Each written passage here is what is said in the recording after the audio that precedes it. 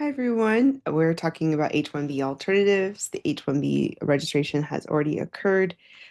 We are in April 2025 right now, and those who were chosen are submitting their applications from April 1st to end of June 2025 for an October 1st start. So my name is Ruby Powers, your board certified immigration attorney. Let's talk about, this already happened, the registration of basically lottery. If you're cap exempt, which means you don't have to do this, then you can apply at any point. But for those who were subject to it, they've already chosen.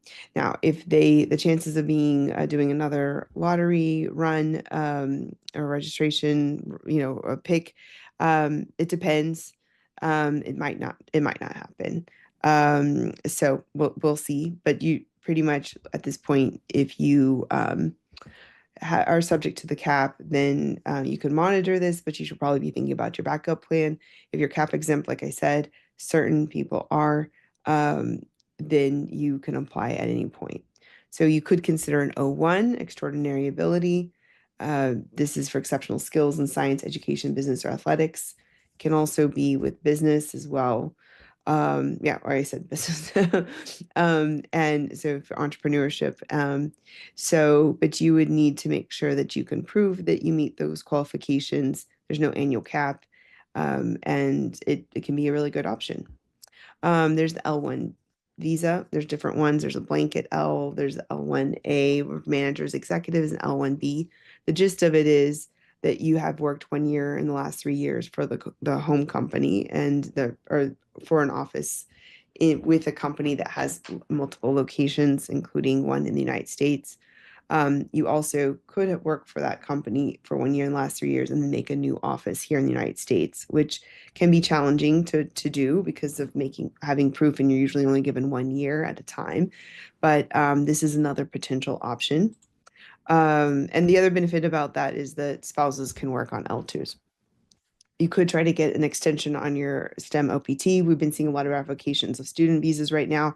So this is something a bit of a concern, but anyway, this could be another potential option. I mean, I think a lot of people know if they're Mexican or Canadian that there is the TN visa. You have to be one of eligible professions.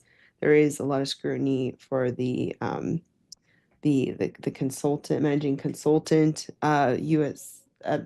Canadians can apply at the airport, and Mexicans have to apply at the consulates. So these are just some things to consider, but there's no cap to amount of times you can renew this, and it can be a good option. So the E2, the biggest issue is you have to be a citizen of one of the treaty countries. It does have to be substantial investment, and the spouse is allowed to work on the E2. You can actually renew this multiple times. It is technically a non-immigrant visa, though. H3 is a trainee visa. That's another potential option to come to the United States for training purposes.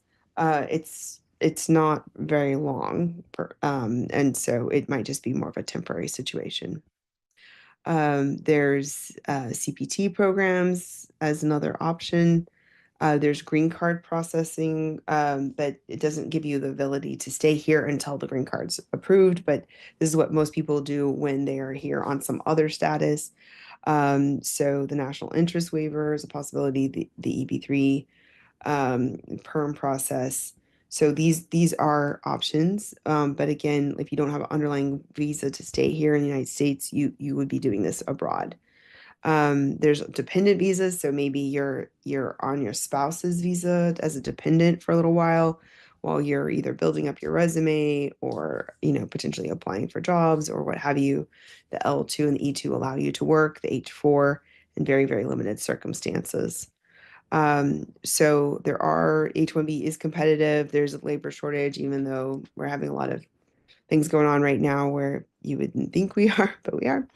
And so even though you might not have been chosen in the H-1B registration, it's important to know there are other options to consider.